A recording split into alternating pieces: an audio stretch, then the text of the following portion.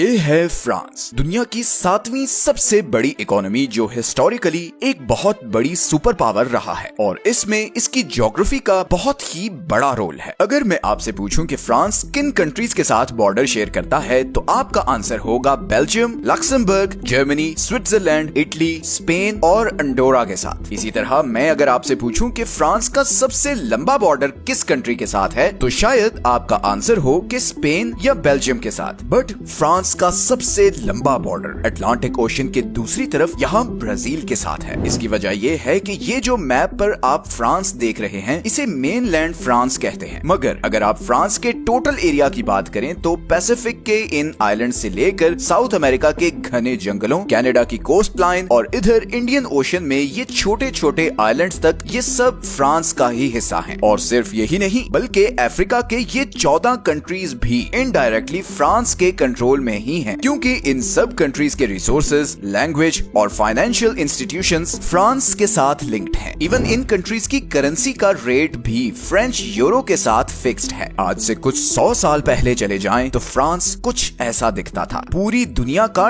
10% land area French empire के control में था। अफ्रीका से लेकर साउथ ईस्ट एशिया तक फ्रेंच एम्पायर का ही सिक्का चलता था। फ्रांस हमेशा से यूरोप का सबसे ज्यादा पॉपुलेशन वाला कंट्री रहा है। 17th सेंचुरी तक यूरोप में हर 5 में से 1 आदमी फ्रेंच होता था, लेकिन फिर वॉर्स और फ्रेंच रेवोल्यूशन में तकरीबन 20 लाख लोग मारे गए और फिर वर्ल्ड वॉर 1 में भी 12 से 13 लाख फ्रेंच मारे गए, जिसके बाद फ्रेंच पॉपुलेशन बहुत कम हो गई। और इसी का हल निकालने के लिए 1960s और 70s में फ्रांस ने इन आइलैंड से हजारों बच्चे किडनैप किए और उन्हें मेनलैंड फ्रांस लेकर गए ताकि अपनी गिरती हुई पॉपुलेशन को बूस्ट कर सके। खैर, फ्रेंच एम्पायर पर तो एक सेपरेट वीडियो में बात करेंगे। आज की वीडियो में हम देखते हैं कि फ्रांस की ज्योग्राफी ने उसे इतना अमीर, पावरफुल और डेवलप्ड कंट्री कैसे बनाया। फ्रांस अटलांटिक ओशन और मेडिटेरेनियन सी में घिरा हुआ वो अकेला यूरोपियन कंट्री है जिसकी 2 समुद्रों को एट अ टाइम एक्सेस है, एक नॉर्थ सी और दूसरा मेडिटेरेनियन सी। इस पर भी वीडियो में आगे चलकर मजीद बात करेंगे, बट पहले जरा ये देखते हैं कि मेनलैंड फ्रांस का बॉर्डर किस तरह के कंट्रीज के साथ है। अगर हम फ्रांस के पड़ोसी कंट्रीज का जीडीपी पर कैपिटा इस मैप पर मेंशन करें तो you will notice the wealth that is circulating around France. जब आपके पड़ोस में इतना पैसा सर्कुलेट कर रहा हो तो इसके इफेक्ट्स आप पर भी आते हैं। खैर, अब जरा फ्रांस की कोर ज्योग्राफी की बात करते हैं। सबसे पहले अगर हम फ्रांस की सदर्न साइड पर जूम इन करें तो यहाँ पर फ्रांस और स्पेन के बॉर्डर के बीच पिरेनीज माउंटेन रेंज है। इसी माउंटेन रेंज की वजह से फ्रांस को हमेशा से सदर्न साइड से एक नेचुरल प्रोटेक्शन मिलती है। 8वीं सदी में जब मुसलमानों ने स्पेन पर कब्जा किया तो उनका अगला टारगेट फ्रांस था और यहीं से वो आगे यूरोप तक जाना चाहते थे, मगर ये पहाड़ क्रॉस करना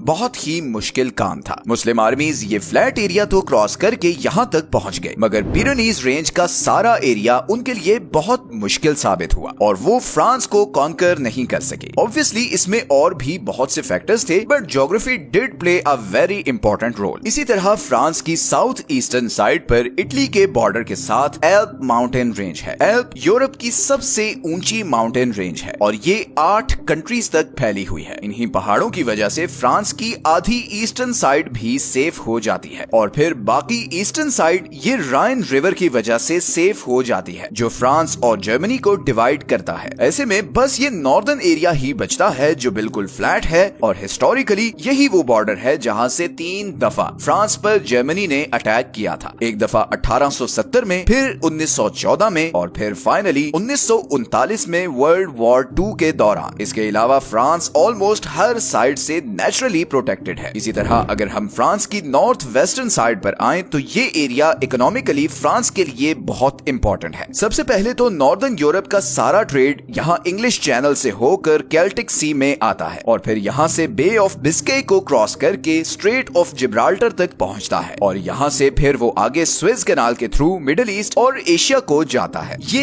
इंग्लिश चैनल दुनिया का सबसे बिजीएस्ट सी जंक्शन है और फ्रांस इस हैवी ट्रैफिक रूट के बिल्कुल बिल्कुल ऊपर लोकेटेड है। इसी तरह फ्रांस यूरोप का वो अकेला कंट्री है जिसकी नॉर्थ सी और मेडिटेरेनियन सी दोनों समुद्रों को एक्सेस है। इसीलिए जर्मनी, स्विट्जरलैंड, बेल्जियम और नेदरलैंड्स जैसे कंट्रीज के लिए एशिया और मिडिल ईस्ट से ट्रेड करने का सबसे आसान और छोटा रास्ता भी फ्रांस के थ्रू ही है। मेडिटेरेनियन में एक्सेस का एक और फायदा ये भी है कि फ्रांस आसानी से 3 रीजन्स तक अपना माल पहुंचा सकता है। पहले तो स्ट्रेट ऑफ जिब्राल्टर के थ्रू अमेरिका की तरफ, दूसरा वो यहाँ से ब्लैक सी वाले सारे कंट्रीज से भी आसानी से ट्रेड कर सकता है, और तीसरा वो यहाँ स्विस कैनाल के थ्रू सारी ईस्टर्न और मिडिल ईस्टर्न मार्केट से भी ट्रेड कर सकता है। और इससे भी बड़ा एडवांटेज ये है कि वो एशिया और मिडिल ईस्ट से यहाँ सेंट लुइस पोर्ट पर आने वाला सारा माल आसानी से राइन रिवर के थ्रू फ्रांस के सेंटर और बाकी यूरोपियन कंट्रीज तक पहुंचा सकता है। इसी तरह फ्रांस की सारी वेस्टर्न साइड पर अटलांटिक ओशन है, जिसकी वजह से उसे नॉर्थ और साउथ अमेरिका तक भी डायरेक्ट एक्सेस है। अब अगर हम इंग्लिश चैनल की तरफ वापस आएं तो यहाँ फ्रांस की वेस्टर्न साइड पर ब्रिटेन है, दुनिया की 6ठी सबसे बड़ी इकोनॉमी। इन दोनों कंट्रीज ने आपस में ट्रेड को बूस्ट करने के लिए एक रेलवे टनल बनाया हुआ है जो यूके में फोक्सटन को लंदन और नॉर्दर्न फ्रांस में कैले से कनेक्ट करता है, और फिर यहाँ पर एक जबरदस्त रेल नेटवर्क है जो पेरिस तक जाता है। बेल्जियम से भी एक रेलवे लाइन यहाँ इस नेटवर्क से कनेक्ट होती है। तो इस तरह फ्रांस के थ्रू सेंट्रल यूरोप भी ब्रिटेन से कनेक्ट हो जाता है। फ्रांस का आखिरी जियोग्राफिकल बेनिफिट है उसका ये एक्सटेंसिव रिवर सिस्टम। फ्रांस के सारे दरिया उसके मेजर शहरों के साथ कनेक्टेड हैं, जिसकी वजह से यहाँ एक तो पानी की सप्लाई का कोई इशू नहीं होता, और दूसरा यहाँ सारी जमीन बहुत फर्टाइल है। इसी फर्टाइल जमीन की वजह से फ्रांस यूरोप का तीसरा सबसे बड़ा एग्रीकल्चरल एक्सपोर्ट्स करने वाला कंट्री भी है। इन्हीं रिवर्स की वजह से फ्रांस के पास यूक्रेन के बाद दूसरी सबसे बड़ी एग्रीकल्चरल जमीन भी है, and on top of this France का दूसरा सबसे बड़ा एनर्जी सोर्स भी इन्हीं रिवर्स से पैदा होने वाली बिजली है। तो ऑल इन ऑल ये सब फैक्टर्स मिलकर फ्रांस की ज्योग्राफी को बहुत ही आइडियल बना देते हैं। इवन अगर हम इन इंडियन ओशंस के आइलैंड्स की बात करें तो फ्रांस ने इन आइलैंड्स पर बहुत हैवी मिलिट्री प्रेजेंस मेंटेन की हुई है, और उसकी वजह यह है कि वो यहाँ से न सिर्फ अपने ट्रेड कंटेनर्स को प्रोटेक्ट करता है बल्कि मिडिल ईस्ट और साउथ ईस्ट एशिया में डेवलप होने वाली जियोपॉलिटिकल सिचुएशन पर भी कड़ी नजर रखता है। तो ये थे फ्रांस की ज्योग्राफी के बारे में कुछ अमेजिंग फैक्ट्स। अगर आपको ऐसी map, animated, geography related videos पसंद हैं तो वीडियो के एंड में आपको Saudi Arabia, Turkey, Mexico, Mongolia, Spain और दूसरे बहुत से कंट्रीज की ज्योग्राफी से रिलेटेड प्लेलिस्ट का लिंक मिलेगा। वहां से आप ये सब वीडियोस देख सकते हैं। चैनल को सब्सक्राइब जरूर कर लें और कमेंट्स में टॉपिक भी सजेस्ट करते रहें। मिलते हैं नेक्स्ट वीडियो में एक और इंटरेस्टिंग टॉपिक के साथ। अपना ख्याल रखें। अल्लाह हाफिज।